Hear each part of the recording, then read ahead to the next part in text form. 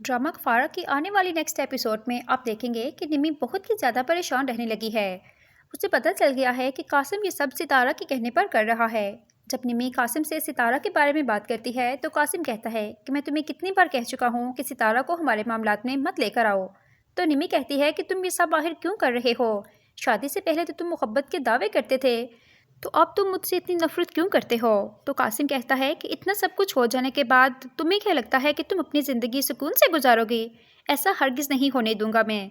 जैसे तुमने सितारा को बर्बाद कर दिया, इसी तरह मैं तुम्हें बर्बाद कर दूंगा। तुम किसी को मुंह दिखाने के काबिल नहीं रहोगी। उसकी बातें सुनकर निमी कासिम को कहती है कि तुम जैसे घटिया इंसान के साथ मैं नहीं रहना चाहती।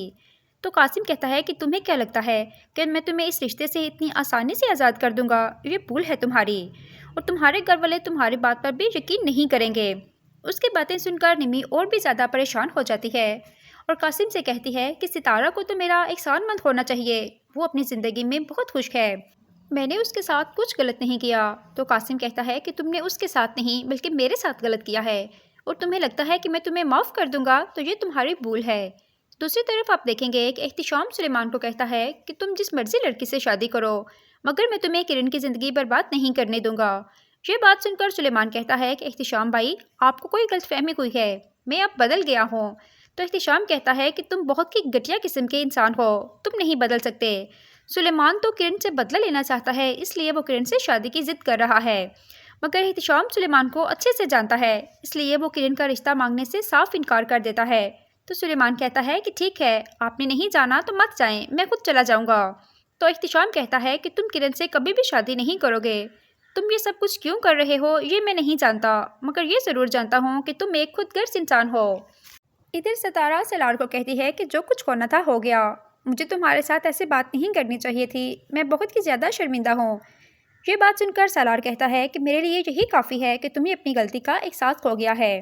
सितारा कहती है कि जो कुछ भी हुआ, नानो हमारे लिए बहुत ही कीमती असासा थीं, उनका इस दुनिया से चले जाना हमारे लिए बहुत बड़ा नुकसान है। सलार कहता है कि मैंने सोचा भी नहीं था कि नानो हमें ऐसे छोड़कर चली जाएंगी। सितारा, अगर हम आज एक साथ हैं तो सिर्फ़ और सिर्फ नानो की वजह से। सलार की बातें सुनकर सितारा कहती है कि सलार, तुम खुद को संभालो, ज़िंदगी में आगे बढ़ो, मैं नहीं चाहती कि अब तुम्हारे साथ कुछ भी गलत हो। तो सलार कहता है कि हमें ज़िंदगी में आगे बढ़ने के लिए ये घर छोड़ना पड़ेगा। तो सितारा कहती है हरगिज़ नहीं, आपको यही रहकर तमाम मामलात ठीक करने होंगे।